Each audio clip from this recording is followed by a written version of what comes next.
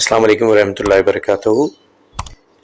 بسم اللہ الرحمن الرحیم پڑھ کر روزہ افطار کریں اور روزہ افطار کرنے کے بعد یہ مسنون دعا پڑھیں۔ انشاءاللہ آج کی ویڈیو میں افطاری کی دعائیں سیکھیں گے۔ سیدنا عبداللہ بن عمر رضی اللہ تعالی عنہ سے روایت ہے کہ رسول اللہ صلی اللہ علیہ وآلہ وسلم جب روزہ افطار کرتے تو فرماتے: ذهب الظمأ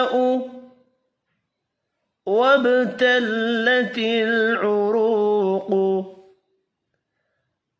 وثبت الأجر إن شاء الله. ذهب الظمأ وابتلت العروق وثبت الأجر إن شاء الله. بجھ گئی پیاس اور رگیں تر ہو گئیں اور ثابت ہو گیا اجر انشاءاللہ اگر اللہ تعالی نے چاہا۔